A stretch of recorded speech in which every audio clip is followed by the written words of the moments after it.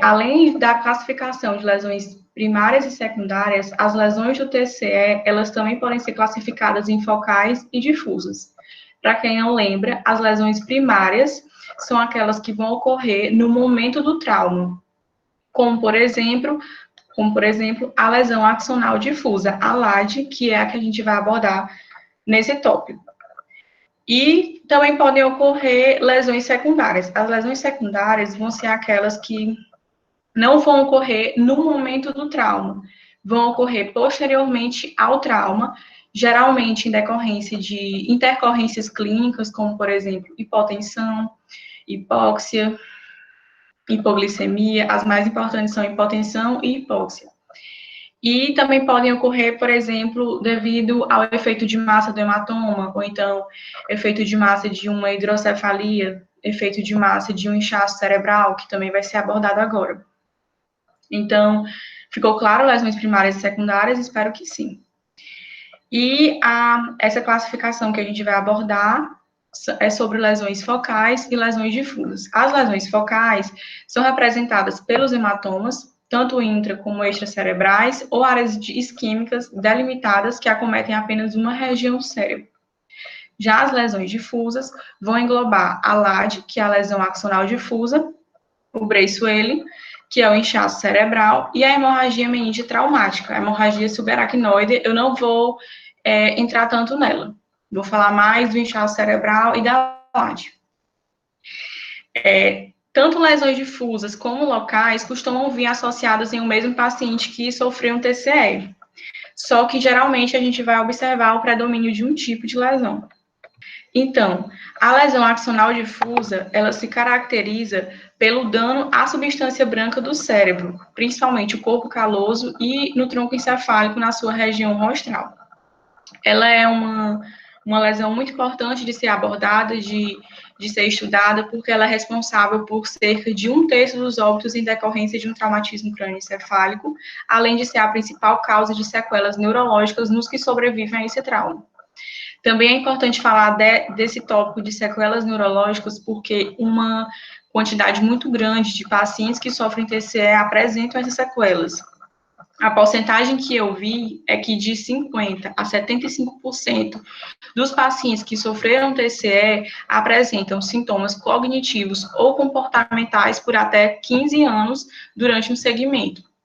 Então, e a LAD é a lesão que mais vai causar essas sequelas neurológicas. Apesar de o diagnóstico dessa lesão só poder ser confirmado pelo exame anatomopatológico, a LAD também pode se mostrar indiretamente através de 3 formas macroscópicas principais.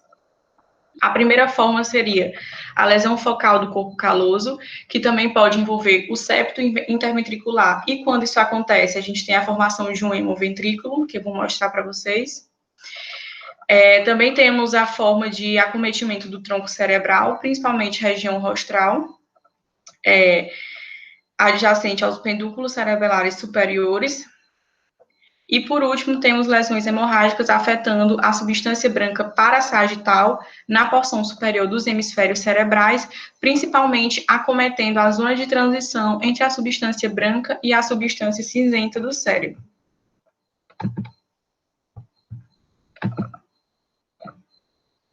Então, a LAD, ela, além dessas 3 formas de apresentação, ela é classificada de acordo com graus. Grau 1, grau 2, grau 3. LAD 1, LAD 2 e LAD 3.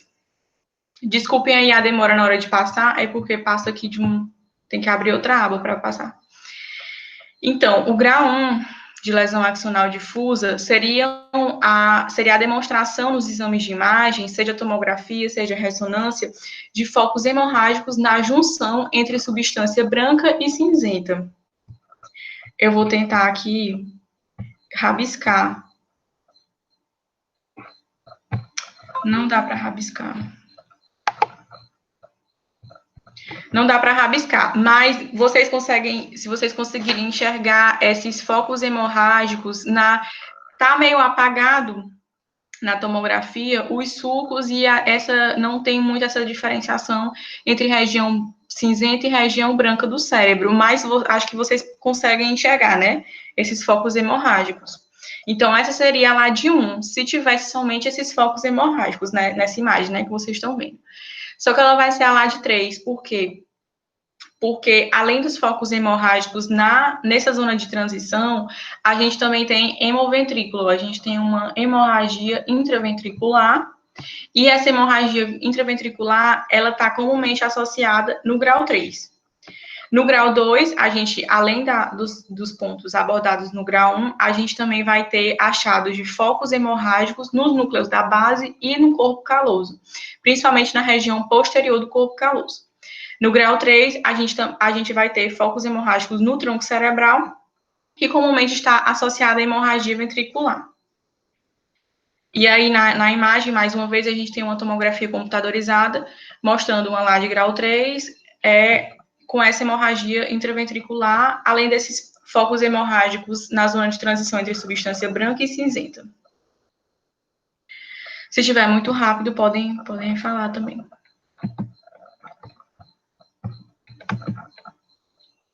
Aqui eu trouxe para vocês um exemplo de LAD grau 2. Por que LAD grau 2? Aqui é ressonância, tá? Nessa ressonância, a gente tem a presença de focos hemorrágicos no septo pelúcido posterior, nessa primeira imagem, essa setinha branca. Na segunda imagem, a gente tem presença de foco hemorrágico no esplênio do corpo caloso. Então, a presença de foco hemorrágico nos núcleos da base, que não tem na imagem, mas tem no acometimento do corpo caloso, denota a LAD grau 2. Vai ser característico da LAD grau 2.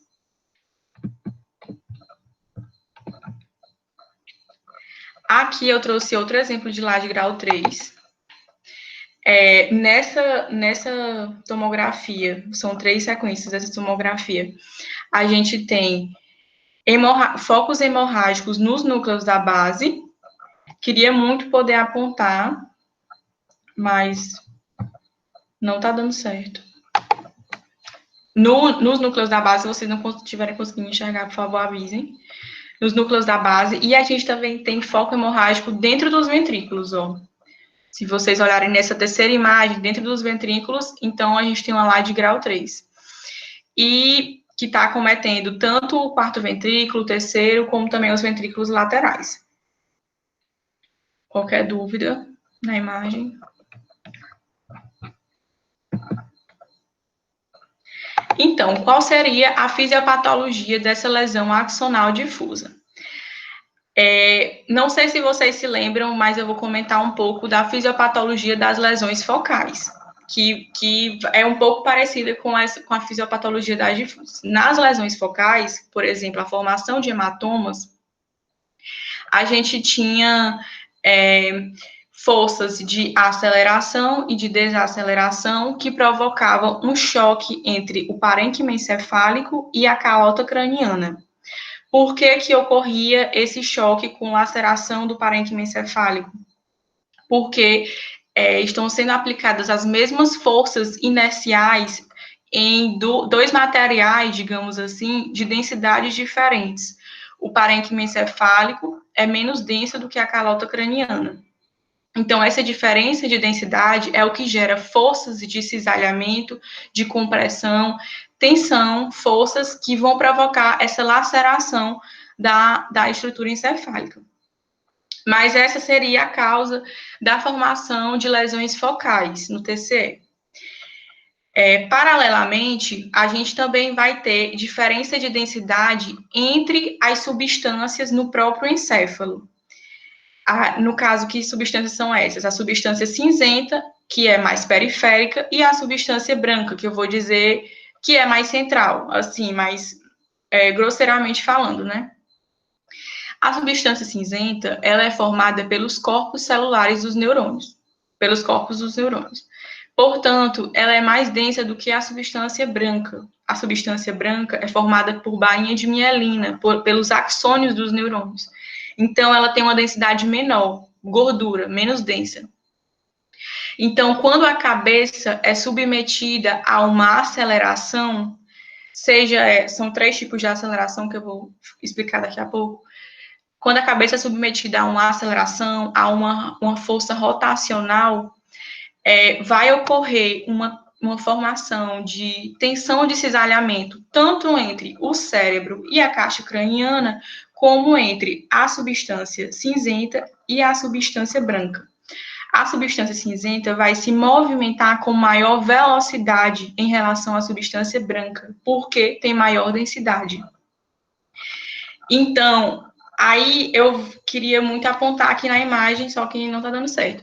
Mas o axônio do neurônio, se vocês olharem na imagem, ele atravessa da substância cinzenta para a substância branca. Então, nesse momento de diferentes velocidades entre os 2 tipos de substância, é possível imaginar que vai ocorrer uma lesão do axônio do neurônio. Por que vai ocorrer essa lesão? Porque ele está atravessando substâncias de diferentes densidades que vão ser submetidas a diferentes velocidades no momento do trauma. Então, essa lesão que pode ocorrer no axônio do neurônio, ela pode ir desde uma disfunção transitória até o próprio rompimento desse axônio. Então, por que eu chamo de lesão axonal difusa? Porque é uma lesão do axônio do neurônio e é difusa porque vai acometer uma grande quantidade de neurônios.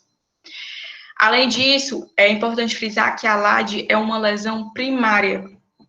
Ela é uma lesão primária porque todo esse acontecimento de lesão desses axônios vai ocorrer no momento do trauma, devido às forças de aceleração e desaceleração sofridas pela cabeça. Essas lesões causadas por essa aceleração dependem do tipo de aceleração, da intensidade e da duração da aceleração. Com relação ao tipo de aceleração, nós temos 3 tipos de aceleração. A aceleração translacional é aquela cujo centro de gravidade vai fazer com o centro de gravidade do movimento vai fazer com que o cérebro se mova de maneira linear.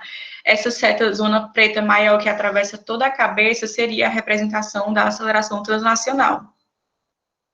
A aceleração rotacional é quando o centro do movimento está focado no próprio cérebro, só que o cérebro não vai se movimentar, que seria esse círculo aqui, esse círculo preto em volta aqui no cérebro, representado por esses círculos pretos. Seria a aceleração rotacional. E a aceleração angular seria uma mistura de componentes da aceleração translacional e da aceleração rotacional. A aceleração angular é a que mais comumente ocorre nos traumatismos crânioencefálicos e é a que, infelizmente, também vai ser a mais nociva para o cérebro, é a que vai causar maiores danos. Com relação à intensidade da aceleração, quanto mais intensa for essa aceleração que a cabeça está sendo submetida, pior vão ser os danos gerados.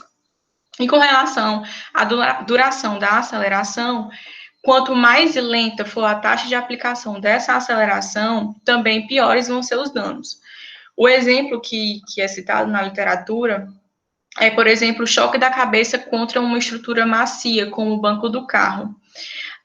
Essa taxa de aceleração, por ser uma estrutura macia, vai ser aplicada de forma mais lenta. E aí, essa taxa de aplicação mais lenta gera mais danos.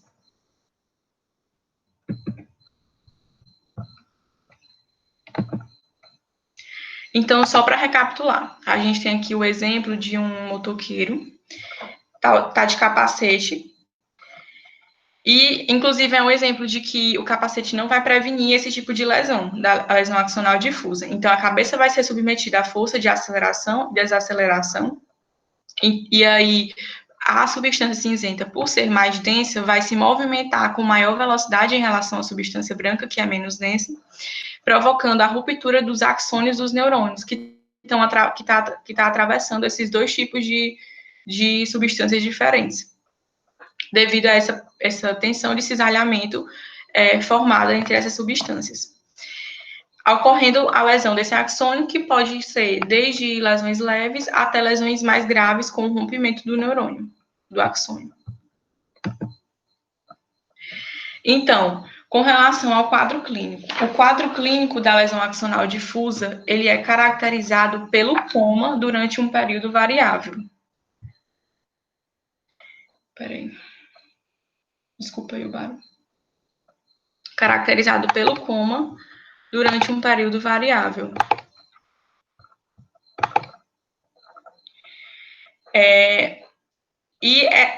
Inclusive, esse quadro clínico, as sequelas neurológicas também vão ser variáveis, assim como o intervalo do coma, e o paciente pode permanecer em estado vegetativo devido à lesão. Dependendo da intensidade dessa agressão axonal, há um intervalo lúcido após o traumatismo que antecede o coma. Não sei se vocês lembram, mas o Igor falou desse intervalo lúcido do hematoma extradural. Na verdade, eu achei assim meio confuso tudo que a literatura traz sobre isso.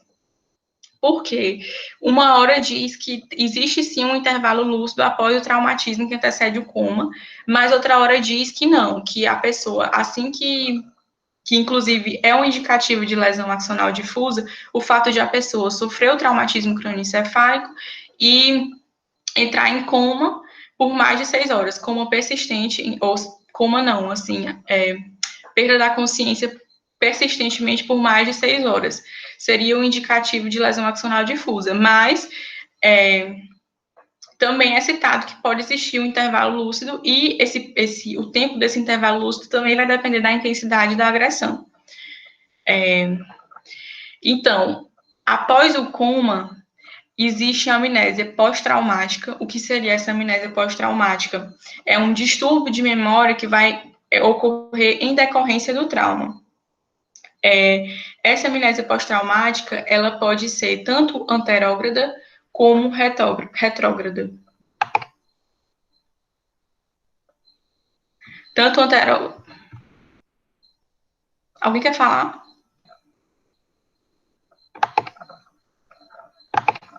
Tanto anterógrada como retrógrada. Se for anterógrada, é comum que ocorra a síndrome de Korsakoff. Nessa síndrome, o paciente, por ele não se lembrar de acontecimentos recentes, ele vai acabar criando nessas lacunas coisas fantasiosas. Tem algum microfone ligado?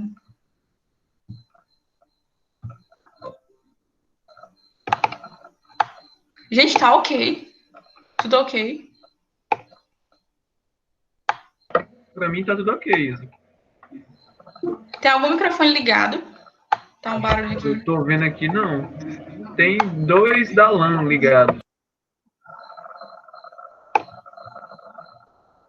Vou tentar desligar bem aqui. Pronto. E sim, com relação à síndrome de Korsakoff que eu estava falando, é quando o paciente não lembra de memórias recentes, e aí, por isso, para preencher aquelas lacunas, ele substitui por eventos fantasiosos, de fabulações mesmo, o que ele cria na mente dele. E também pode ser uma amnésia do tipo retrógrada, que ele não se lembra de nada da própria personalidade dele, da vida dele, de antes, né? Antes do acontecimento. Então, ele vai perder por completo lembranças da própria personalidade e da vida anteriores ao trauma. Ainda sobre o caso sobre o quadro clínico da LAD, é importante frisar que em lesões mais leves ocorre uma perda transitória da consciência após o traumatismo crânioencefálico, que pode cursar sem sequelas ou sequelas mínimas. E a sintomatologia pode ser dividida de acordo com a intensidade do traumatismo. No traumatismo, e essa sintomatologia que eu vou descrever seria a sintomatologia depois do coma. No traumatismo leve, pode ocorrer amnésia do evento, amnésia retrógrada, olhar vago, confusão, desorientação, fala desconexa, incoordenação, emoções exageradas ou inadequadas, déficit de memória, cefaleia, náusea, tontura, anormalidades visuais e irritabilidade. No traumatismo moderado, podem ocorrer moderado a grave, cefaleia persistente, perda de memória, prejuízo na concentração, cansaço, irritabilidade, distúrbios intolerâncias, tá cortando aqui, distúrbios visuais, intolerância sonora e distúrbio do sono. Também podem ocorrer distúrbios motores, que podem persistir por toda a vida. Então, não só distúrbios cognitivos e comportamentais. Com relação ao inchaço do cérebro, quando ocorre o traumatismo crânioencefálico, vão ocorrer mecanismos de impacto, tanto diretos como indiretos. O que seria a lesão direta? Por exemplo, uma lesão por arma de fogo, em que ocorre a penetração do projétil dentro do crânio, seria uma lesão direta. E indireto seria, por exemplo, a lesão fechada, em que ocorre força de aceleração e desaceleração, causando o impacto do parênquima contra a caixa craniana. E daí, esses mecanismos de lesão, tanto diretos quanto indiretos, podem provocar, na verdade, a lesão da barreira hematoencefálica. Ou seja, se ocorre uma lesão dessa barreira, existe uma maior permeabilidade capilar.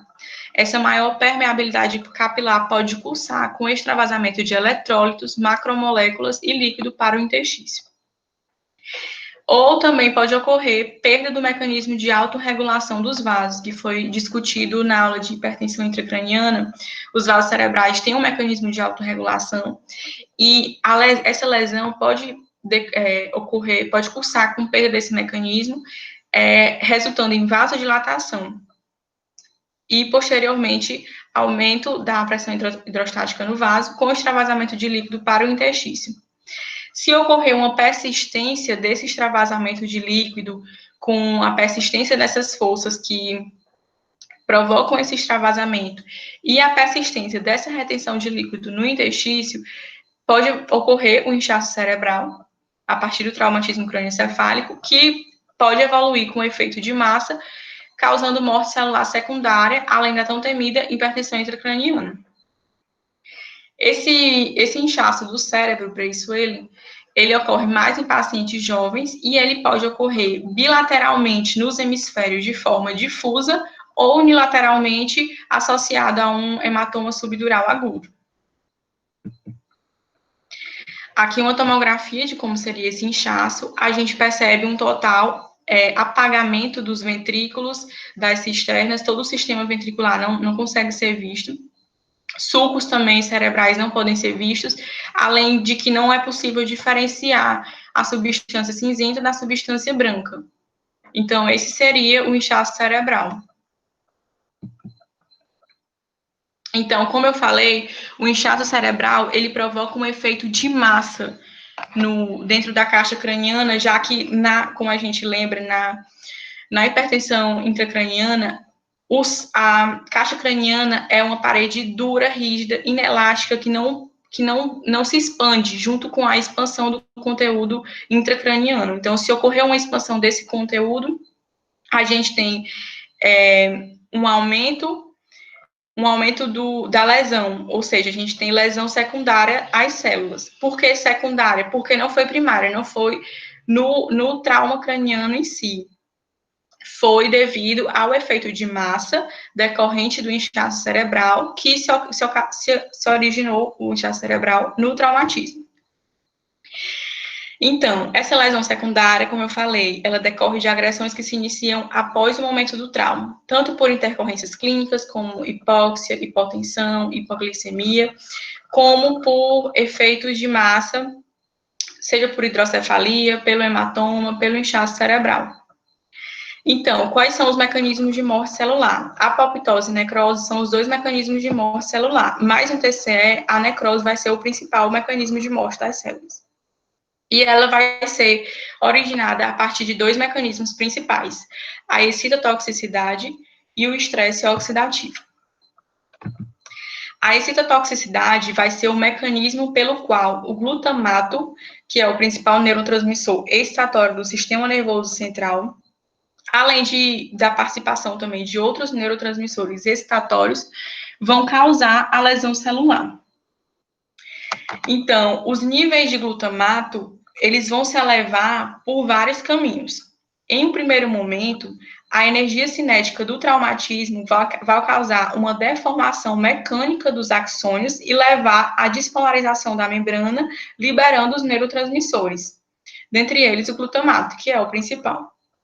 Já em um segundo momento, outros fatores, como hipóxia, estresse oxidativo e a própria despolarização gerada pela própria excitotoxicidade, vão causar ainda mais o aumento desse glutamato. E esse glutamato, ele vai agir em dois tipos de receptores. Os receptores ionotrópicos, principalmente o AMPA e o NMDA, e os receptores metabotrópicos. Os metabotrópicos são aqueles ligados à cascata de segundo mensageiro, que não é tão discutido na questão da histotoxicidade. O que vai ser mais discutido vai ser os ionotrópicos, o AMPA e o NMDA. Esses canais ionotrópicos, eles vão provocar o influxo de sódio dentro da célula em um primeiro momento. E nesse primeiro momento, com o influxo de sódio, a gente tem também o influxo de líquido, ou seja, a gente vai ter um edema celular. Em um segundo momento, a gente vai ter o aumento excessivo do cálcio intracelular devido ao influxo de cálcio proporcionado pela ativação desses receptores. Eu coloquei aqui essa imagem do Hobbes, que mostra uma célula genérica, não um neurônio, falando dessa nocividade do aumento do cálcio citosólico, né? Porque achei ela melhor, assim, para explicar. Então, esse acúmulo excessivo de cálcio intracelular vai ativar várias cascatas. Vai ativar a cascata das caspases, porque vai alterar a permeabilidade das membranas mitocondriais.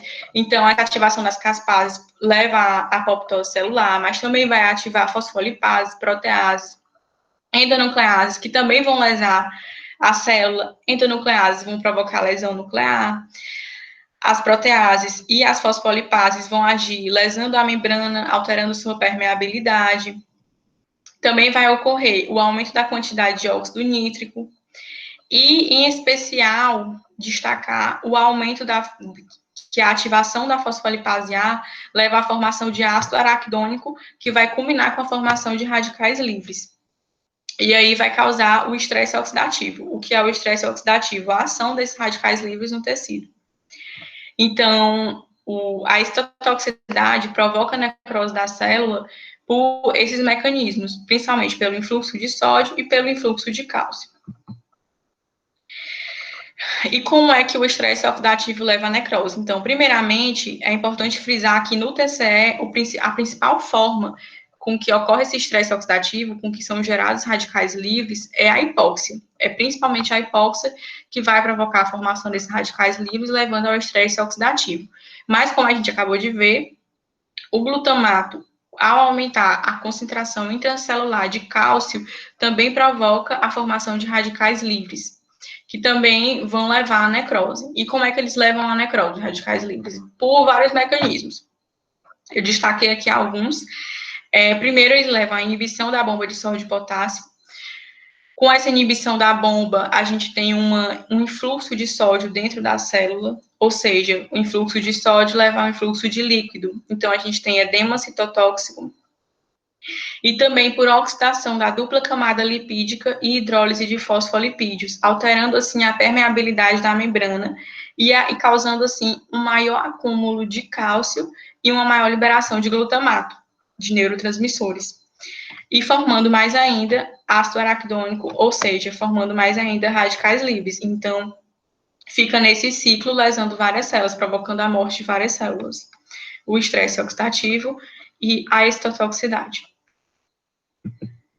E só para frisar sobre o óxido nítrico, não sei se vocês lembram, eu falei que a excitotoxicidade vai levar ao aumento do cálcio intracelular, e aí o cálcio intracelular age na cascata que leva ao aumento ao óxido nítrico. A ação do óxido nítrico, ela é destacada como 3 fases. Antes de 30 minutos, na segunda fase, entre 30 minutos e 6 horas, e após 6 horas, que seria a terceira fase. Antes de 30 minutos, o óxido nítrico, ele tem uma ação de preservação do fluxo sanguíneo cerebral. Na segunda fase, ocorre uma depressão desse óxido nítrico e uma consequente diminuição do fluxo sanguíneo cerebral. Após 6 horas, esse óxido nítrico volta a aumentar e aí ele acomete o endotélio, provocando vasodilatação, com consequente aumento da permeabilidade vascular. Você teve vasodilatação, então aumenta o fluxo sanguíneo cerebral. Se tem aumento da permeabilidade vascular, então a gente tem edema, aumento da pressão intracraniana e aumento da pressão intracraniana. Então, a ação do óxido nítrico após 6 horas, na sua terceira fase, é aumento do fluxo sanguíneo cerebral, da PIC, pressão intracraniana, e causar edema cerebral. Com relação ao diagnóstico de uma lesão difusa, a história clínica e o exame físico muitas vezes já indicam um possível diagnóstico de lesão difusa. A ocorrência do período lúcido, seguido de rebaixamento do nível de consciência, ela é muito sugestiva do hematoma extradural, como o Igor falou. E quando ocorre a perda de consciência prolongada após o traumatismo, isso vai indicar a lesão difusa. Isso vai ser sugestivo de lesão difusa. Com relação mas também é explicado que, dependendo da intensidade desse traumatismo, pode sim ocorrer um intervalo lúcido, ocorrendo lesão difusa. Foi o que eu falei que tinha ficado confuso. Então, na tomografia computadorizada, eu já comentei que no estado cerebral a gente tem uma compressão ou ausência das cisternas perimesencefálicas do sistema ventricular, que vão indicar um aumento da pressão intracraniana, causada pelo efeito de massa desse edema. E na lesão axonal difusa, ela vai se demonstrar indiretamente como múltiplos pontos hemorrágicos. Indiretamente porque o diagnóstico da lesão axonal difusa, da LAD, ele é anatomopatológico. Então, os exames de imagem vai ser apenas um indicativo da LAD. E na substância branca profunda, no corpo caloso, em alguns casos no tronco cerebral. A LAD, ela é caracteristicamente uma lesão da substância branca, porque, como eu falei, ela é uma lesão do axônio. Então, vão ser múltiplos pontos hemorrágicos no corpo caloso, no tronco cerebral e na substância branca parasagital, na parte superior dos hemisférios, como a gente mostrou naquelas 3 formas macroscópicas. E a partir disso, a gente tem a classificação de Marshall. A classificação de Marshall, quanto maior for o valor dela, ela vai de 1 a 4, maior vai ter relação com a hipertensão intracraniana e pior vai ser o prognóstico do paciente. Eu esqueci de falar que nas alterações tomográficas da lesão axonal difusa, em 50% a 80% delas, se eu não me engano, pode vir normal. A tomografia pode ter uma LAD, mas a tomografia vem absolutamente normal. Então, é muito frequente que tenha LAD, mas que a tomografia venha normal. Então, Marshall 1 seria sem anormalidades visíveis. Na Marshall 2, a gente tem as cisternas ainda presentes e o desvio das estruturas é inferior a 5 milímetros. Na Marshall 3, a gente tem cisternas comprimidas ou ausentes, mas o desvio das estruturas continua abaixo de 5 milímetros. E na quarta, a gente tem o desvio das estruturas acima de 5 milímetros. Com relação às condutas a serem tomadas, o tratamento do paciente com traumatismo crânioencefálico, nessas lesões difusas, ele vai levar em consideração principalmente a proteção contra a lesão secundária que eu frisei aqui com vocês. Ou seja, primeiro, é necessário que esse paciente traumatizado, ele tenha um atendimento padronizado conforme a ATLS, afinal ele sofreu um trauma, para justamente proporcionar essa estabilização do quadro respiratório e hemodinâmico. Porque a hipóxia e a hipotensão são 2 causas muito importantes de lesão secundária no TCE.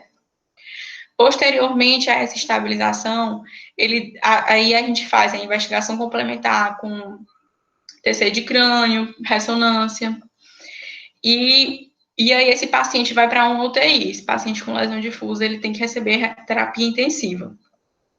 Durante essa terapia intensiva, é fundamental que seja monitorizada a PIC e, caso tenha hipertensão intracraniana, que seja feito o controle dessa hipertensão intracraniana. Essa monitorização, o ideal é que, como o Matheus comentou na última aula, o ideal é que ela ocorra com o catéter ventricular, porque além de ele possibilitar inferir a pressão da perfusão encefálica com mais segurança, ele ainda possibilita a drenagem de líquido, ele ainda possibilita a avaliação da necessidade de derivação ventrículo-peritoneal, DVP. Enfim, o ideal é que seja feita com um catéter ventricular. E todas aquelas medidas de manutenção da pressão intracraniana. Elevação do decúbito a 30 graus com o plano horizontal, sedação com derivados opiáceos ou benzodiazepínicos, porque esses derivados opiáceos ou benzodiazepínicos vão proporcionar uma maior pressão de perfusão cerebral, uma estabilização dela. Em pacientes hipovolêmicos é importante a reposição de líquido. E em pacientes com hiperemia cerebral, é importante fazer hiperventilação e monitor. Hiperventilação porque vai aumentar a quantidade de oxigênio cerebral, facilitando uma vasoconstrição, e o monitor porque é diurético, também vai facilitar no tratamento dessa hiperemia cerebral. Essa listinha que eu coloquei são o tratamento de primeira linha para hipertensão intracraniana, mas tipo assim, se essa pressão intracraniana, se essa hipertensão intracraniana for refratária a esse tratamento de primeira linha, a essas medidas primárias, pode ser feito outros tipos de ação, como, por exemplo, uma craniectomia descompressiva, para o tratamento dessa hipertensão. E com relação à LAD leve, eu só quis frisar que ela não precisa de tratamento, o ideal para ela seria apenas o acompanhamento tomográfico. Não precisaria de todo esse processo. Essas são nossas referências.